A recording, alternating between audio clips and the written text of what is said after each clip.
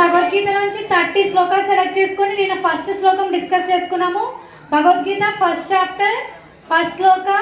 ధృతరాష్ట్ర ఉవాచ ధర్మక్షేత్రే కురుక్షేత్రే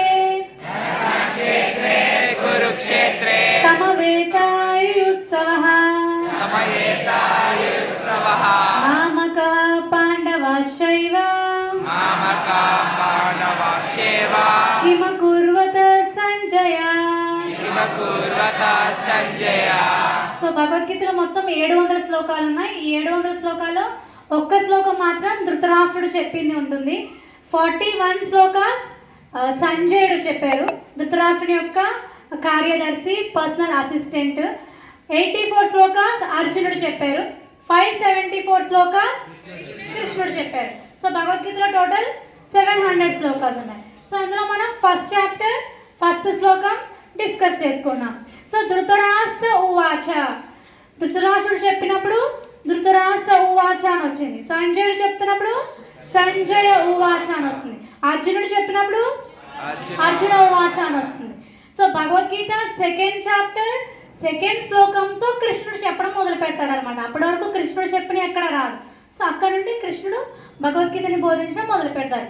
సో అక్కడ శ్రీ భగవాన్ ఉవాచ అని వస్తుంది అనమాట. So Bhagavad Gita second chapter second శ్లోకం ఏమని వస్తుంది? శ్రీ భగవాన్ ఉవాచ. సో అప్పుడు మనందరికీ ఒక డౌట్ వస్తుంది. అర్జునుడు చెప్పినప్పుడు అర్జున ఉవాచ అని, సంజయుడు చెప్పినప్పుడు సంజయ ఉవాచ అని, ధృతరాష్ట్రుడు చెప్పినప్పుడు ధృతరాష్ట్ర ఉవాచ అని. మరి కృష్ణుడు చెప్తున్నప్పుడు శ్రీ కృష్ణ ఉవాచ అని ఉండొచ్చు కదా, మరి భగవాన్ ఉవాచ అని ఎందుకు ఉంది? అసలు భగవాన్ అంటే ఏంటి? భగవాన్ అంటే భగవంతుడు. సో ఇక్కడ ఈ శాస్త్రాలు, భగవద్గీత, వేదాలు, పురాణాలు, ఇతిహాసాలు అన్నీ కూడా కృష్ణుడు దేవాది దేవుడు, స్వయం భగవాన్ అని చెప్పి వ్యక్తపరుస్తున్నాయి. సో భగవాన్ అంటే అర్థం ఏంటంటే, భగ అంటే ఐశ్వర్యం, వాన్ అంటే కలవాడు. సో ఏకకాలంలో ఏం కలవాడు? ఎటువంటి ఐశ్వర్యం కలవాడు? షడైశ్వర్య సంపూర్ణుడు. సో ఏకకాలంలో 6 ఐశ్వర్యాలు ఒకేసారి ఉన్నవారు భగవంతుడు అంటారనమాట. సో వేదవ్యాస మహర్షి యొక్క తండ్రి పరాశర ముని పరాశర సంహితలో ఈ భగవాన్ అనే పదానికి నిర్వచనం ఇచ్చారన్నమాట. సో అందులో షడైశ్వర్య సంపూర్ణుడు ఎవరైతే ఏకకాలంలో కలిగి ఉంటారో సో వారే భగవంతుడు అని చెప్పి వ్యక్తపరుస్తున్నారు. సో 6 ఏంటంటే, ఒకటి సంపూర్ణ ఐశ్వర్యం, సంపూర్ణ సౌందర్యం, సంపూర్ణ యశస్సు, సంపూర్ణ బలం, సంపూర్ణ వైరాగ్యం, కీర్తి. సో ఈ 6 లక్షణాలు ఎవరైతే ఏకకాలంలో కలిగి ఉంటారో వాళ్ళే భగవంతుడు. కానీ మనం కూడా పరీక్షించుకోవచ్చు అనమాట, టెస్ట్ చేసుకోవచ్చు. సో ఏకకాలంలో ఎవరికి ఇవన్నీ ఉన్నాయి? సో ఈ భౌతిక చరిత్రలో మనం చాలా మందిని చూస్తూ ఉంటాం. సో అందరికీ చాలా ఎక్కువ ధనం ఉంటుంది, ఐశ్వర్యం ఉంటుంది, సంపద ఉంటుంది, కీర్తి ఉండొచ్చు. కానీ వాళ్ళకి అందం ఉందా లేదా చెప్పండి? లేదు. సో సంపూర్ణ సౌందర్యం ఎవరికీ లేదు. ఎందుకంటే ప్రతి ఒక్కరు కూడా పుట్టినప్పటి నుండి చివరి వరకు ఒకేలా ఉంటారా? లేదు. ఏమవుతుంది? బాడీలో చేంజెస్ వస్తాయి, శరీరంలో మార్పులు వస్తాయి. సో శరీరం అంతా ఈ చర్మం ముడుచుకుపోతుంది, హెయిర్ ఊడిపోతుంది, పళ్ళు ఊడిపోతాయి.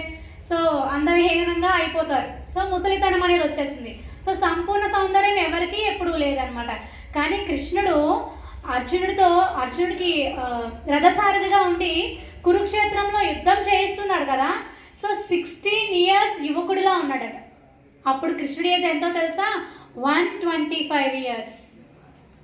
కురుక్షేత్ర యుద్ధం జరుగుతున్నప్పుడు కృష్ణుడి యొక్క ఏజ్ 125 ఇయర్స్. కానీ కృష్ణుడు ఎలా ఉన్నాడు? 16 ఇయర్స్ యంగ్ బాయ్ లా ఉన్నాడు అనమాట. So looking so handsome, beautiful. So అందుకే కదా అంతమంది గోపికలు కృష్ణుడు వెనకాల పడుతున్నారు. సో కృష్ణుడికి ప్రపోజ్ చేస్తున్నారు, కృష్ణ నువ్వే కావాలి, కృష్ణ నువ్వే కావాలి అంటున్నారు. కృష్ణుడికి 16,108 భార్యలు.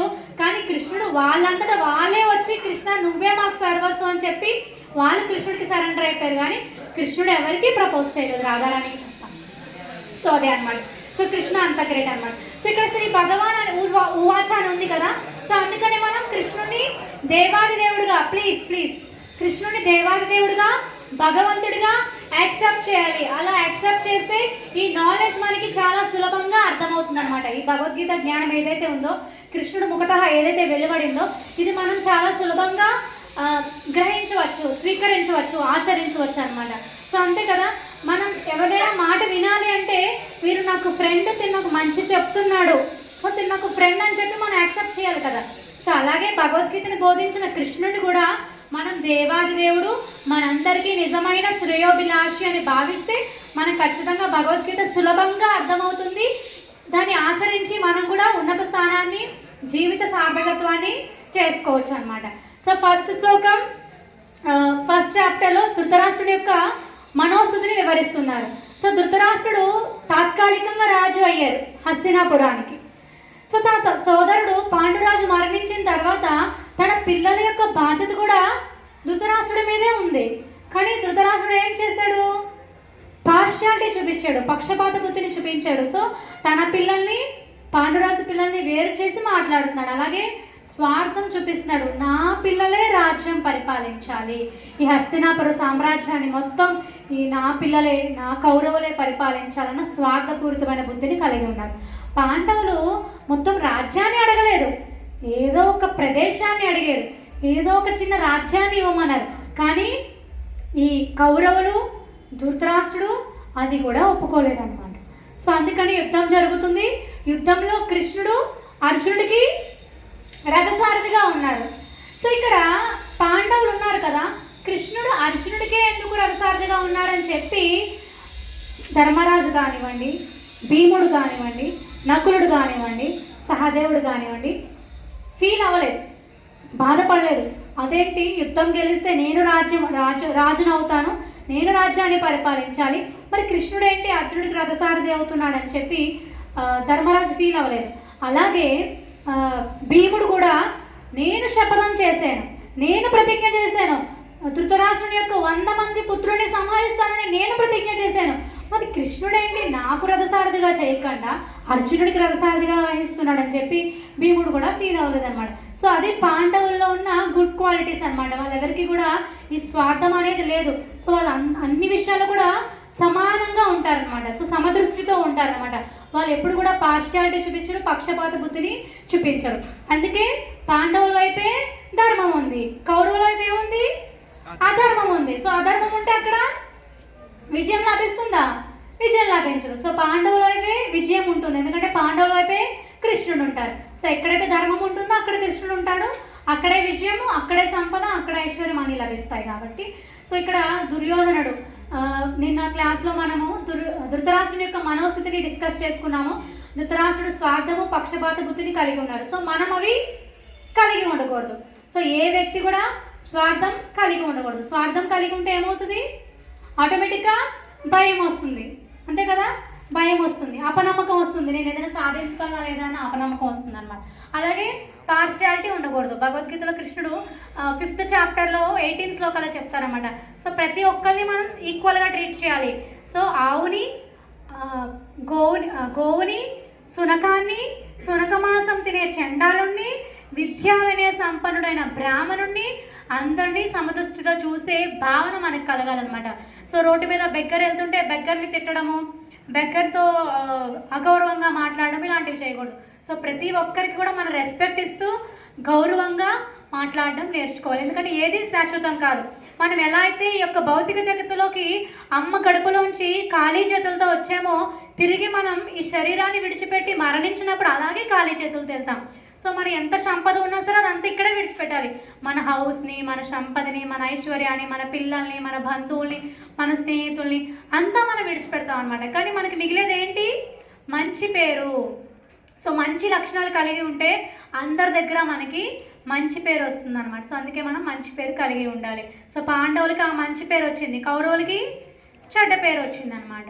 సో అందుకని మనం ఈ శ్లోకం నుండి నేర్చుకోవాల్సింది ఏంటంటే స్వార్థము, పక్షపాత బుద్ధిని కలిగి ఉండకూడదు. సో ఇక్కడ ఇంకొకసారి నేను భగవద్గీత 1st చాప్టర్ ఓవర్వ్యూ ఇస్తాను. 1st చాప్టర్లో 46 శ్లోకాస్ ఉన్నాయి. సో 46 శ్లోకాస్లో 1st నుంచి 12 శ్లోకాస్లో 46 శ్లోకాస్ కదా, దీన్ని 5 పార్ట్స్ కింద మనం డివైడ్ చేసుకుంటాము. 1st నుంచి 12 శ్లోకాస్లో mind set of Dhritarashtra and Duryodhana, ధృతరాష్ట్రుని యొక్క మనోస్థితి అలాగే దుర్యోధన యొక్క మానసిక స్థితిని వివరించడం జరిగింది. సో ధృతరాష్ట్రుడు యొక్క స్వార్థపూరితమైన బుద్ధి, పక్షపాత బుద్ధి, అలాగే ఆశ, అత్యాస, సో నా పుత్రులే గెలవాలి. సో ఆశ ఏంటంటే ఈ యొక్క ధర్మక్షేత్రం, కురుక్షేత్రం అనే ధర్మక్షేత్రం కాబట్టి ఆ ప్రదేశంలో పాండవులు తన యొక్క మనస్తత్వాన్ని మార్చుకొని, సో వాళ్ళు మంచి వాళ్ళు కాబట్టి, ధర్మపరులు కాబట్టి మేము ఇంక యుద్ధం చేయము, మీరే రాజ్యాన్ని అనుభవించండి అని చెప్పి వదిలేసి వెళ్ళిపోవచ్చు అనే ఆశ అన్నమాట. సో ఆశ పడుతున్నాడు. సో అత్యాశ ఏంటంటే నా పుత్రులే రాజ్యాన్ని పరిపాలించాలి, భయం ఏంటంటే నా పుత్రులు గెలుస్తారా లేదా అన్న భయం అన్నమాట. సో ఈ రకంగా ధృతరాష్ట్రుని యొక్క మనోస్థితిని ఇక్కడ వివరించడం జరిగింది. అలాగే దుర్యోధన యొక్క మైండ్ సెట్ అనమాట. సో దుర్యోధన యొక్క మైండ్ సెట్ ఏంటంటే దుర్యోధన ఇంకా రాజు కాలేదు. సో దుర్యోధనుడు రాజు కాదు, కానీ సంజయుడు నెక్స్ట్ శ్లోకాస్లో దుర్యోధన్ని రాజుగా సంబోధిస్తున్నాడు. సో రాజు అని పిలుస్తున్నాడు అనమాట. ఎందుకు అలా పిలుస్తున్నాడు అంటే దుర్యోధనుడు ఇక్కడ రాజనీతి ప్రదర్శిస్తున్నాడు. సో మనసులో ఎంతో ఎంతో ఎంతో ఎంతో భయం ఉంది. నేను యుద్ధం గెలవను, నేను మరణిస్తానేమో అని ఎంతో భయం ఉన్నా సరే తను పైకి నటిస్తున్నాడు. ఒక రాజులాగా రాజనీతి ప్రదర్శిస్తూ ద్రోణాచార్యుడి దగ్గరికి వెళ్ళి, తన గురువు వద్దకు వెళ్ళి, వీళ్ళందరూ నీ ప్రియ శిష్యులు కదా, సో నువ్వు మాకు అన్యాయం చేస్తావేమో, నువ్వు మా వైపే యుద్ధం చేయాలి, మాకు మాట ఇచ్చావు నువ్వు అని చెప్పి సో ద్రోణాచార్యుని యొక్క పొగుడుతూ, అంటే ద్రోణాచార్యుని ఉత్సాహపరుస్తూ, అలాగే ద్రోణాచార్యుల్లో ఉన్న ఆ యొక్క పార్షాలిటీని, అంటే తన యొక్క ప్రియ శిష్యుల మీద ఏదైనా అటు వెళ్ళిపోతారేమో, సో వాళ్ళ వైపే పార్షాలిటీ చూపిస్తూ వాళ్ళ వైపే మనసు లగ్నం చేసి యుద్ధం సరిగ్గా చేయడేమో అని చెప్పి ద్రోణాచార్యుని ఉత్సాహపరుస్తూ దుర్యోధనుడు మాట్లాడుతున్నాడు అనమాట. సో ఇంకా ఎలా ఉత్సాహపరుస్తున్నాడంటే, సో ఇక్కడ చాలామంది యోధులు ఉన్నారు, మన సైన్యమే గొప్పది, మన సైన్యమే చాలా పెద్దది, వాళ్ళ సైన్యం చాలా తక్కువ ఉంది, సో మన సైన్యంలో ఇంకా వీరులు ఉన్నారు, యోధులు ఉన్నారు, గొప్ప గొప్ప యుద్ధంలో నైపుణ్యం ఉన్న యోధులు ఉన్నారని చెప్పి దుర్యోధనుడు రాజనీతి ప్రదర్శిస్తూ సో డిప్లొమాటిక్ ఇన్ నేచర్ అనమాట. సో చాలా డిప్లొమాటిక్గా మాట్లాడుతున్నాడు అనమాట. సో మనం కూడా ఈ దుర్యోధనుడి దగ్గర ఒకటి నేర్చుకోవాలన్నమాట. సో మనం కూడా ఎప్పుడైనా ఎవరితోనైనా మాట్లాడుతున్నప్పుడు మనం ఎవరికైనా వాళ్ళ బ్యాడ్ చెప్పాలి అంటే, వాళ్ళు చేసిన తప్పు చెప్పాలన్నా, వాళ్ళు చేసిన మిస్టేక్స్ చెప్పాలన్నా, వాళ్ళు ఉన్న బ్యాడ్ క్వాలిటీస్ చెప్పాలన్నా, మనం నేరుగా వాళ్ళ బ్యాడ్ క్వాలిటీస్ కోసం ఎక్స్ప్లెయిన్ చేస్తే వాళ్ళు మన మాట వినరు, మనల్ని తప్పుగా అనుకుంటారు, మనల్ని బ్యాడ్ అనుకుంటారు, అలాగే మనకి ఎనిమిస్ అయిపోతారు అనమాట. సో అందుకని మనం ఏం చేయాలి, ఎవరైనా తప్పు ఉన్నప్పుడు వాళ్ళు తప్పు చెప్పాలంటే ఫస్ట్ వాళ్ళని పొగడాలన్నమాట. సో వాళ్ళని బాగా మెచ్చుకోవాలి, మీరు చాలా గ్రేట్, నువ్వు చాలా బాగా చదువుతున్నావు, కానీ నీ హ్యాండ్ రైటింగ్ బాగాలేదు, నువ్వు ఎగ్జామ్లో ఇలా రాస్తే బాగుంటుంది, లేదంటే నువ్వు టైం ఎక్కువ వేస్ట్ చేస్తున్నావు, సో ఇది ఒక్కటి నువ్వు కవర్ చేసుకుంటే ఇంకా టాప్లో ఉంటావు, నీకే ఫస్ట్ మార్క్స్ వస్తాయి, సో నువ్వే క్లాస్ ఫస్ట్ వస్తావు అని మనం వాళ్ళని పొగడాలన్నమాట. అంటే నేను ఒక ఎగ్జాంపుల్గా చెప్తున్నాను. సో ఈ యొక్క సిచ్యువేషన్ని మన లైఫ్లో మనము అన్వయించుకోవాలన్నమాట. సో ఏ సందర్భంలో అయినా సరే, ఎవరైనా సరే తప్పు చేస్తే మనం నేరుగా వాళ్ళ యొక్క తప్పుని మనం చెప్పకూడదు అనమాట. ఏం చేయాలి, వాళ్ళని పొగుడుతూ వాళ్ళ గొప్పదనాన్ని చెప్తూ అప్పుడు వాళ్ళలో ఉన్న బ్యాడ్ని వ్యక్తపరచాలన్నమాట. సో దుర్యోధనుడు లాగా అలా చేయాలన్నమాట. సో ఇంకా ఈ ఫస్ట్ చాప్టర్లో ఫస్ట్ 12 శ్లోకాస్ మనము ధృతరాష్ట్ర యొక్క మైండ్ సెట్, దుర్యోధన యొక్క మైండ్ సెట్ తెలుసుకున్నాం. తర్వాత 13th నుంచి 20th శ్లోకాస్లో దివ్య సంకేతాలు, అంటే పాండవులే విజయాన్ని గెలుస్తారనడానికి కదా కొన్ని దివ్య సంకేతాన్ని అక్కడ ఇచ్చారనమాట. అదేంటంటే ఒకటి కృష్ణుడు. సో కృష్ణుడు ఎక్కడ ఉంటే అక్కడ విజయం లభిస్తుంది. సో దివ్య సంకేతాల్లో మొదటిదేంటి కృష్ణుడు, 2 లక్ష్మీదేవి. సో శ్రీ మహావిష్ణువు యొక్క భార్య లక్ష్మీదేవి. సో భర్త ఎక్కడుంటే భార్య అక్కడే ఉంటుంది. సో కృష్ణుడు ఎక్కడ ఉంటే లక్ష్మీదేవి అక్కడే ఉంటుంది, అక్కడే సంపద ఐశ్వర్యము అని లభిస్తాయి. సో అదొక రీజన్. మూడోది అర్జునుడి యొక్క రథము అగ్నిదేవుడు గిఫ్ట్గా ఇచ్చారనమాట. సో అందుకని ఆ రథం కూడా చాలా గొప్పది కాబట్టి అది కూడా ఒక దివ్య సంకేతం. 4వది అర్జునుడి యొక్క రథం పైన ఉన్న కపిధ్వజము, హనుమంతుడి జెండా. సో ఎక్కడైతే హనుమంతుడు రామభక్తుడు, గొప్ప భక్తుడు తను ఉంటాడో అక్కడ ఖచ్చితంగా విజయం అనేది లభిస్తుంది. ఇంకా 5th వన్ శంఖనాదం. సో కృష్ణుడు అర్జునుడు అంటే ఏదైనా యుద్ధం ప్రారంభించే ముందు శంఖనాదం చేస్తారు కదా. సో ఇక్కడ కూడా అందరు శంఖనాదం చేస్తున్నారు, అందరూ వారి వారి శంఖాల్ని పూరిస్తూ ఉన్నారనమాట. కౌరవుల సైడు ద్రోణాచార్యుడు, భీష్ముడు, అలాగే పాండవులు, కృష్ణుడు అందరూ వారి వారి శంఖాల్ని పూరిస్తున్నారు. సో కానీ ఇక్కడ ఎవరి శంఖానికి అంత పెద్ద సౌండ్ రాలేదు, కానీ అర్జునుడు కృష్ణుడు ఊదుతున్న శంఖానికి కౌరవుల యొక్క హృదయాలు బద్దలైపోయాయి అనమాట. వాళ్ళు బతికి ఉన్నా సరే మరణించినట్లే, అలాంటి అంత పెద్ద సౌండ్ చేశారనమాట. సో ఈ సౌండ్ వల్ల కౌరవుల యొక్క హృదయాలు బద్దలైనవి, కానీ పాండవుల యొక్క హృదయాలు ఏమి బద్దలవ్వలేదు. ఎందుకంటే పాండవులు భయపడలేదు. సో వాళ్ళు ఈక్విలిబ్రియం పొజిషన్లో ఉన్నారనమాట. సో కృష్ణుడు మాతో ఉన్నాడు, మాకు ఏది లభించినా మా మంచికే, మేము యుద్ధం గెలిచినా పర్లేదు, యుద్ధం ఓడిపోయినా పర్లేదు, కృష్ణుడు మాతో ఉంటే చాలు అని పాండవులు అనుకున్నారు అనమాట. సో ఇది 13 నుంచి 20 శ్లోకాస్ వరకు. తర్వాత 21 నుంచి 27 శ్లోకాస్ వరకు అన్సర్టైనిటీ, అనిశ్చయత. అంటే అర్జునుడు కన్ఫ్యూజన్లో ఉన్నాడు, యుద్ధం చేయనడానికి హెసిటేట్ అవుతున్నాడు. సో తన యొక్క బాధని వ్యక్తపరుస్తున్నాడు. ఇరు సైన్యాలని చూసి, కృష్ణ ఈ ఇరు సైన్యాల మధ్య నువ్వు రథం నిలుపు, సో నేను వాళ్ళందరినీ అబ్జర్వ్ చేస్తాను, వాళ్ళందరినీ చూస్తాను, ఇంత ఉత్సాహంతో ఇంత కుతూహలంతో మా పైన యుద్ధం చేయడానికి వచ్చిన వీళ్ళందరినీ నేను చూస్తానని చెప్పి అర్జునుడు అక్కడ రథం ఆపమని చెప్తారనమాట. సో అది 21 నుంచి 27 శ్లోకాస్ వరకు. 28 నుంచి 30 శ్లోకాస్ వరకు అర్జునుడు తన యొక్క బాధని వ్యక్తపరుస్తున్నాడు. సో అర్జునుడు దిగ్భ్రాంతి వ్యక్తపరుస్తున్నాడు. సో కృష్ణ నేను యుద్ధం చేయలేను, ఎందుకంటే నాకు నోరు ఎండిపోతున్నది, నాకు చాలా బాధగా ఉంది, నాకు రోమాంచకం అవుతుంది, నా శరీరం మండిపోతున్నది, నేను నిలబడలేకపోతున్నాను కృష్ణ, నా మనసులో చాలా బాధగా ఉంది కృష్ణ, నేను నిలబడలేకపోతున్నాను కృష్ణ అని చెప్పి అర్జునుడు తన యొక్క బాధని వ్యక్తపరుస్తున్నాడు అనమాట. ఇంకా చివరిగా turning point of the first chapter ఏంటంటే అర్జున ఇంకా ఫైనల్గా 5 రీజన్స్ చెప్తున్నాడు అనమాట యుద్ధం చేయడానికి. ఎన్ని రీజన్స్ చెప్తున్నాడు? 5 రీజన్స్. ఫస్ట్ రీజన్ ఏంటి? పాపభీతి. సో వీళ్ళందరినీ సంహరిస్తే ఎవరైనా చంపితే తప్పే కదా, సో పాపం వస్తుంది కదా అని చెప్పి పాపభీతి, భయపడుతున్నాడు, సో పాపం లభిస్తుందని. 2 కరుణ. సో వీళ్ళందరూ నా బంధువులు కృష్ణ, నా స్నేహితులు, నా పుత్రులు, నా సోదరులు, నా గురువులు, నా పితామహులు, వీళ్ళందరినీ నేను ఎలా సంహరిస్తాను కృష్ణ అని చెప్పి కరుణ చూపిస్తున్నాడు. 3వది భోగం, రాజ్యం, సుఖం. అంటే నేను రాజ్యాన్ని గెలుస్తాను, యుద్ధం గెలుస్తాను, నాకు రాజ్యం లభిస్తుంది, కానీ వాళ్ళ ప్రయోజనం ఏంటి? వాళ్ళందరూ చనిపోతారు, నేను ఒక్కడిని ఎలా హ్యాపీగా ఉంటాను?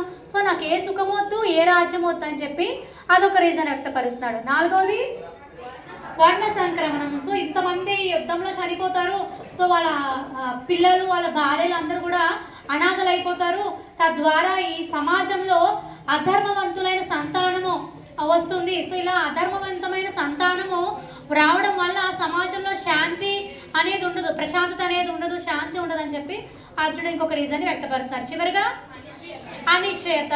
సో కృష్ణ నేను కన్ఫ్యూజన్లో ఉన్నాను, నాకు యుద్ధం చేయాలా వద్దా తెలియట్లేదు, నాకు భయం వేస్తుంది కృష్ణ, యుద్ధం మంచిదేనా, యుద్ధం చేయాలా వద్దా అని చెప్పి అనిశ్చయత, అన్సర్టైనిటీని వ్యక్తపరుస్తున్నారు. అలా చెప్పి చివరిగా భగవద్గీత లాస్ట్ శ్లోకం, ఫస్ట్ చాప్టర్ లాస్ట్ శ్లోకం కన్క్లూజన్ ఏంటంటే అర్జునుడు చాలా ఏడుస్తూ దుఃఖిస్తూ నేను యుద్ధం చేయను కృష్ణ, నాకు అవసరం లేదని చెప్పి ఆ రథం పైన కింద కూర్చుండిపోతాడనమాట, రథం పైన పడిపోతాడనమాట. దాంతో ఫస్ట్ చాప్టర్ అయిపోతుంది. ఇప్పుడు సెకండ్ చాప్టర్లో ఫస్ట్ శ్లోకంలో అర్జునుడు తన యొక్క అశ్రుధారలతో, కళ్ళ నిండా అశ్రుధారలతో ఏడుస్తూ ఉన్నాడు, కృపాపూర్ణుడై ఉన్నాడు, అంటే చాలా పూర్తిగా కరుణ కలిగి ఉన్నారనమాట. సో అటువంటి అర్జునుడిని చూసి కృష్ణుడు సెకండ్ చాప్టర్ సెకండ్ శ్లోకంలో చెప్పడం మొదలు పెట్టారనమాట. అర్జునుడిని తిడుతున్నారు, అర్జున నీకు ఇటువంటి కల్మషం ఎక్కడి నుంచి లభించింది, ఎక్కడి నుంచి ప్రాప్తించింది, ఇంత దౌర్భాగ్యం నీకు ఎక్కడి నుంచి వచ్చింది, ఇటువంటి కల్మషం నీకు ఎక్కడి నుంచి వచ్చింది, ఇది ఉన్నత లోకాల్లో ప్రాప్తించదు, అంటే నీకు స్వర్గలోకం లభించదు కదా, పైగా అపకీర్తిని కలిగిస్తుంది. అర్జునుడు తన రాజ్యం వద్దంటున్నాడు, సుఖం వద్దంటున్నాడు, సంపద వద్దంటున్నాడు, ఐశ్వర్యం వద్దంటున్నాడు. తనకి స్వర్గం ఇంపార్టెంటా చెప్పండి? స్వర్గం కూడా ఇంపార్టెంట్ కాదు. అందుకని కృష్ణుడు స్వర్గం ఒకటే అని చెప్తే అర్జునుడు నాకేం అవసరం లేదని చెప్తాడని చెప్పి నీకు అపకీర్తి లభిస్తుంది కృష్ణ, అర్జున నీకు బ్యాడ్ నేమ్ వస్తుంది, నువ్వు గొప్ప ధనుర్ధారి కదా, శ్రేష్టమైన ధనుర్ధారి కదా, నీకు ఇంత బ్యాడ్ నేమ్ వస్తే నీకు అది మరణంతో సమానం కదా అని చెప్పి అర్జునుడిని తిడుతున్నారనమాట. సో ఇది ఈ శ్లోకం యొక్క సెకండ్ శ్లోకం యొక్క భావం అన్నమాట. సో మనం కూడా నిర్ణయించుకోవాలి, కీర్తి కావాలా అపకీర్తి కావాలా? చెప్పండి, ఏం కావాలి? కీర్తి కావాలి. కీర్తి అంటే గొప్ప పేరు, ప్రతిష్ట. అపకీర్తి అంటే చెడ్డ పేరు. సో మనం ఏ పని చేసినా, మంచి పని చేసినా, చెడు పని చేసినా మనం నిర్ణయించుకోవాలి, దీనివల్ల నాకు మంచి పేరు వస్తుందా, చెడ్డ పేరు వస్తుందా. మీకు వస్తే మీకు ఒక్కరికే వస్తుందా బ్యాడ్ నేమ్? ఎవరికి వస్తుంది? పేరెంట్స్కి కూడా వస్తుంది. ఫలానా రాజుగారి అమ్మాయి లేదంటే సంధ్య గారు అమ్మాయి సో ఇలా చేసిందంట అని చెప్పి పేరెంట్స్ కూడా బ్యాడ్ నేమ్ వస్తుందన్నమాట. సో మన వల్ల వాళ్ళకి బ్యాడ్ నేమ్ రావడం ఎంత తప్పు చెప్పండి. అందుకని మనం ఏం చేయాలి, మంచి డెసిషన్స్ తీసుకోవాలి. ఏం తీసుకోవాలి, మంచి డెసిషన్స్ తీసుకోవాలి. బ్యాడ్ ఫ్రెండ్షిప్స్ చేయకూడదు, బ్యాడ్ అసోసియేషన్ ఉండకూడదు. ఏం చేయాలి, గుడ్ అసోసియేషన్ లో ఉండాలి, గుడ్ ఫ్రెండ్స్ ని కలిగి ఉండాలి. సో మీ అందరికి ఏబిసిడీలు వచ్చా? A for association, B for association. A association ఉండాలి, గుడ్ అసోసియేషన్ ఉండాలి. సో ఎవరైతే ధర్మంగా వెళ్తున్నారో, ఎవరైతే మంచి మార్గంలో వెళ్తున్నారో, ఎవరైతే సనాతన మార్గంలో వెళ్తున్నారో సో వారిని మనము ఫాలో అవ్వాలి, ఇన్స్పిరేషన్ గా తీసుకోవాలి. B for books, B for books. So B for material books and spiritual books కూడా. సో మీ మెటీరియల్ బుక్స్ మీకు ఎంత ఇంపార్టెంటో, మీ సబ్జెక్ట్స్ మీకు ఎంత ఇంపార్టెంటో అలాగే జస్ట్ 5 minutes ప్లీజ్ కోఆపరేట్. అలాగే భగవద్గీతని మంచి గైడ్గా, మంచి ఫ్రెండ్గా స్వీకరించండి. ఒక 5 minutes చదవండి చాలు భగవద్గీతని. డైలీ 5 minutes చదవండి చాలు. చాలా మంచి స్థానంలో ఉంటారు అనమాట. మీకు మంచి మంచి లక్షణాలన్నీ అలవాటు అవుతాయి అనమాట, విజయాన్ని సాధిస్తారు. C for chanting. ఒకసారి గట్టిగా చెప్పండి అందరూ. హరే కృష్ణ కృష్ణ కృష్ణ హరే హరే, హరే రామ రామ రామ హరే హరే, హరే కృష్ణ కృష్ణ కృష్ణ హరే హరే. చాటింగ్ కాదు, వాట్సాప్ చాటింగ్ కాదు, మెసెంజర్ చాటింగ్ కాదు. C for chanting. Chanting the name of the Lord, supreme personality of Godhead, Hare Krishna మహామంత్రం. మనం ఈ మధ్యన ఎక్కువ చేస్తున్నాం కదా. సో అది జస్ట్ 1 or 2 times 10 minutes పడుతుంది అనమాట. మనకి భగవంతుడు ఎంత సమయం ఇచ్చారు, రోజులో ఎంత సమయం ఇచ్చారు, 24 hours కృష్ణుడు ఇచ్చాడు మనకి. మనం 15 minutes భగవంతుడి కోసం స్పెండ్ చేయలేమో చెప్పండి. ఒక 10 minutes 1 or 2 times Hare Krishna మంత్రం చేయండి. 5 minutes just Bhagavad Gita book open చేయండి చాలు. So A for association, B for books, C for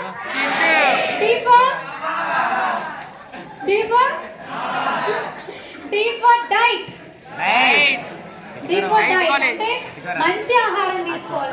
ఏం చేయాలి, ప్లీజ్ ఫ్రెండ్స్ ప్లీజ్ మంచి ఆహారం తీసుకోవాలి. మన యొక్క కాన్షియస్నెస్, మన యొక్క చైతన్యము మనం తీసుకునే ఆహారం మీద చాలా ఆధారపడి ఉంటుంది అన్నమాట. సో అందుకని మనము తీసుకునే ఆహారం బట్టి మన ప్రవర్తన అనేది ఉంటుంది అనమాట. సో మనం సాత్వికమైన ఆహారము, మంచి ఆరోగ్యకరమైన ఆహారము తీసుకోవాలన్నమాట. సో మీరు స్టూడెంట్స్ కాబట్టి మీరు బాగా చదువుకోవాలి, ఎక్కువసేపు ఇక్కడ కాలేజ్లో కూర్చోవాలి, అలా రాస్తూనే ఉండాలి, టీచర్ చెప్పింది వినాలి, నోట్స్ రాసుకోవాలి, స్టడీ అవర్స్ అటెండ్ అవ్వాలి, మార్నింగ్ నుంచి నైట్ వరకు అలా రాసుకుంటూనే ఉండాలి, చదువుకుంటూనే ఉండాలి. కాబట్టి మీకు ఎక్కువ ఎనర్జీ కావాలి కాబట్టి మంచి హెల్తీ డైట్ తీసుకోవాలి. Fruits, vegetables, protein food, healthy diet తీసుకోవాలి. అవుట్ సైడ్ ఫుడ్ అవాయిడ్ చేయాలన్నమాట. సో అస్సలు శుభ్రంగా కుక్ చేయరు బయట, అదంతా వ్యర్థం అనమాట. సో వాళ్ళు మంచిగా ఉంటారు. అంటే బయట సపోజ్ ఫర్ ఎగ్జాంపుల్ మీరు పానీపూరి తింటారు. సో పానీపూరి తిన్నప్పుడు ఆ వాటర్లో ఏం కలిపారో తెలియదు అనమాట. వాళ్ళు స్వెట్టింగ్ అలా మార్నింగ్ నుంచి నైట్ వరకు అలా ఉంటారు కదా, వాటర్లో వేస్తారు.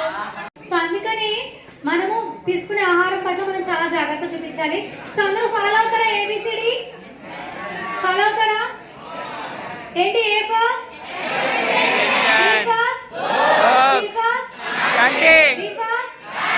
Very good, thank you so much.